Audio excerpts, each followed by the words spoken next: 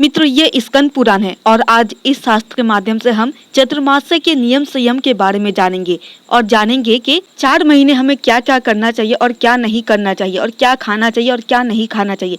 मित्रों, वीडियो शुरू करने से पहले बता दें, आप हमारे वीडियो देख तो लेते हैं लेकिन आप हमारे चैनल को सब्सक्राइब नहीं करते। मित्रों, छोटी सी जानकारी अगर आपको थोड़ी भी पसंद आए तो प्लीज आप हमारे चैनल को सब्सक्राइब कर दे और वीडियो को एक लाइक भी कर दे। चतुर्मास्य महात्म्य। चतुर्मास्य व्रत का महात्म्य, संयम, नियम, दया, धर्म तथा चौमासे में अन्न आदि दानों की महिमा। मित्रों, ये स्कंद पुराण का अध्याय है। नारद जी बोले, देवाधिदेव, इस समय में शुभ कारक चतुर्मास्य व्रत को सुनना चाहता हूँ। ब्रह्मा जी ने कहा, देवर्षि, ये भगवान विष्णु ही सबको मोक्ष देने वाले तथा संसार सागर से पार उतारने वाले हैं। इनके स्मरण मात्र से मनुष्य सब पापों से मुक्त हो जाता है। संसार में मनुष्य जन्म दुर्लभ है, उसमें भी उत्तम कुल में जन्म पाना और भी दुर्लभ है। कुलीन होने पर भी दयालु स्वभाव का होना और कठिन है। यह सब होने पर भी कल्याणमय सत्संग प्राप्त होना और भी दुर्लभ है। जहाँ सत्संग नहीं, विष्णु भक्ति नहीं और व्रत नहीं है, वहाँ कल्याण की प्राप्ति दुर्लभ है। विशेषतः चतुर्मास में भगवान विष्णु का व्रत करने वाला मनुष्य उत्तम माना गया है।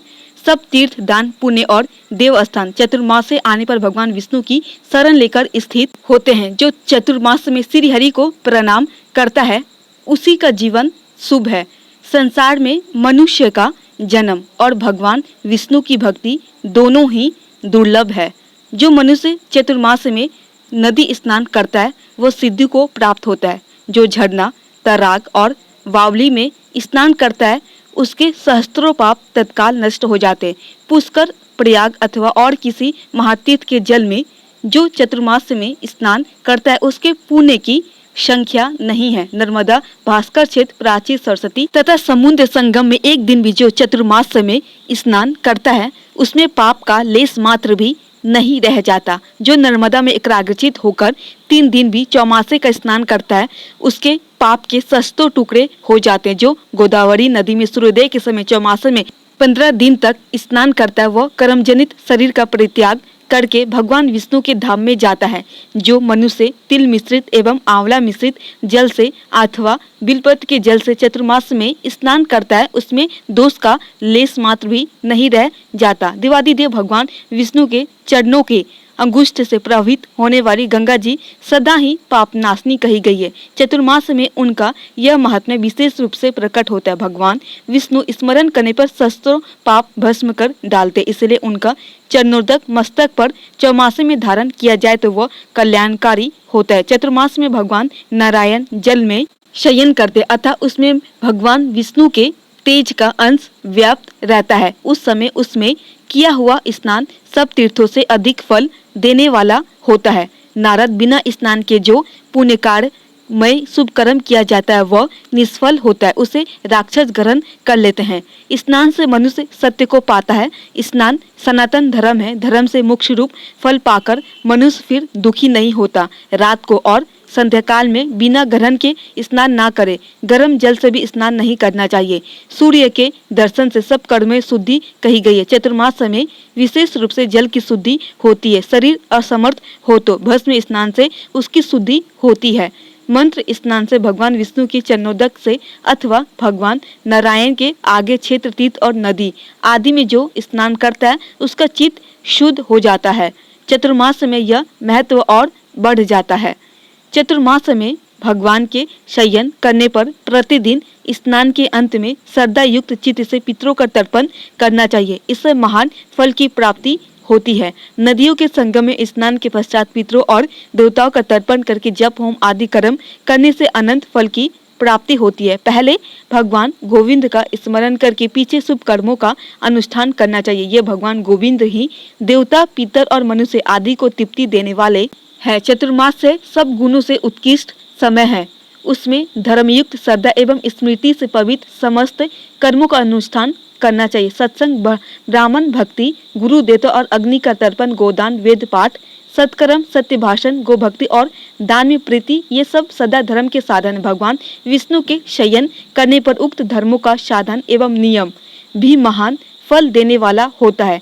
2 घड़ी भी भगवान विष्णु का ध्यान एवं उन निरंजन परमेश्वर के सेवन से 100 जन्मों का पाप भस्म हो जाता है। यदि मनुष्य चौमासे में भक्ति पूर्वक योग के अभ्यास में तत्पर ना हुआ हो तो निसंदेह उसके हाथ से अमृत गिर गया। बुद्धिमान मनुष्य को सदैव मन को संयम में रखने का प्रयत्न करना चाहिए, क्योंकि मन के भलीभांति वश में होने से ही पूर्णतः ज्ञान की प्राप्ति होती है। यह बात निश्चय पूर्वक कही जा सकती है। अतः क्षमा के द्वारा मन को वश में करना चाहिए। एकमात्र सत्य ही परम धर्म है, एक सत्य ही परम तप है, केवल सत्य ही परम ज्ञान है और सत्य में ही धर्म की प्रतिष्ठा है। अहिंसा धर्म का मूल है, इसलिए उस अहिंसा को मन, वाणी और क्रिया के द्वारा आचरण में लाना चाहिए। पराय धन का अपहरण और चोरी आदि पाप कर्म सदा सब मनुष्य के लिए वर्जित है। चतुर्मास में इनसे विशेष रूप से बचना चाहिए। ब्राह्मण तथा देवता की संपत्ति का विशेष रूप से त्याग करना चाहिए। न करने योग्य कर्मों का आचरण विद्वान पुरुषों के लिए सदैव ताज्य है। नारद जो संपूर्ण कार्यों में निष्काम भाव से प्रवृत्त होता है, जिसमें अहंकार बुद्धि का अभाव है, जो बुद्धि के नेत्रों से ही देखता है, ऐसा पुरुष ही महाज्ञानी और योगी है। मनुष्य के शरीर में यह अहंकार विष है, अतः वह सदैव त्याग देने योग्य है। मनुष्य कामना के त्याग द्वारा क्रोध और लोभ को जीते। ऐसे मनुष्य के सहस्त्रों पाप उसके शरीर से निकलकर सहस्त्रों टुकड़ों में नष्ट हो जाते। शांति के द्वारा मोह और मन को जीतकर विचार के द्वारा शांति भाव को अपनाना चाहिए। संतोष से भी शांति का उदय होता है, जो अपनी कोमलता एवं सरलता के द्वारा ईश्वर भाव को दबा देता है। यह मुनीश्वर है। चतुर्मास्य में जीव दया विशेष धर्म है। प्राणियों से द्रोह करना कभी भी धर्म नहीं माना गया, अतः सदा सब मासों में भूत द्रोह का परित्याग करना चाहिए। मनीषी पुरुष इस भूत द्रोह को सहस्त्रों पापों का मूल बताते, इसलिए मनुष्य को सर्वदा प्रयत्न करके प्राणियों के प्रति दया करनी चाहिए। सब प्राणियों के हृदय में सदा भगवान विष्णु विराज रहे हैं। जो उन प्राणियों से द्रोह करने वाला है, उसके द्वारा भगवान का ही तिरस्कार होता है। जिस धर्म में दया नहीं है, वह दूषित माना गया है। दया के बिना न विज्ञान होता है, न धर्म होता है और न ज्ञान ही होता है। अतः सब प्राणियों के प्रति आत्मभाव रखकर सबके ऊपर दया करना सनातन धर्म है, जो सब पुरुषों के द्वारा सदा सेवन करने योग्य है। सब धर्मों में दान धर्म की विद्वान लोग सदा प्रशंसा करते हैं। वेद में अन्न को ब्रह्म कहा गया है। अन्न में ही प्राणों की प्रतिष्ठा, अतः मनुष्य सदा अन्न एवं जल का दान करे। जल देने वाला तृप्ति को, अन्न दान करने वाला मनुष्य अक्षय सुख को पाता है। अन्न और जल के समान दूसरा कोई दान ना हुआ है, ना होगा। मणि, रत्न, मूंगा, चांदी, सोना और वस्त्र तथा अन्य वस्तुओं के दानों में भी अन्न दान ही सबसे बढ़कर है।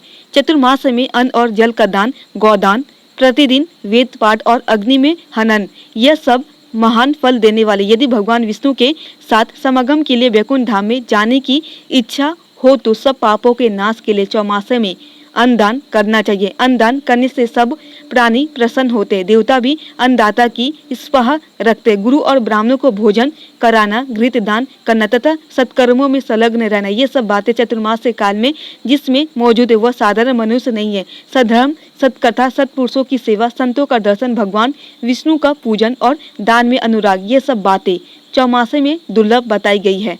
जो मनुष्य चौमासे में पितरों के उद्देश्य से अन्नदान करता है, वह सब पापों से सूचित होकर पितरों के लोक में जाता है। उसके अन्नदान से तृप्त हुए देवता लोग उसे मनोवांछित वस्तु प्रदान करते।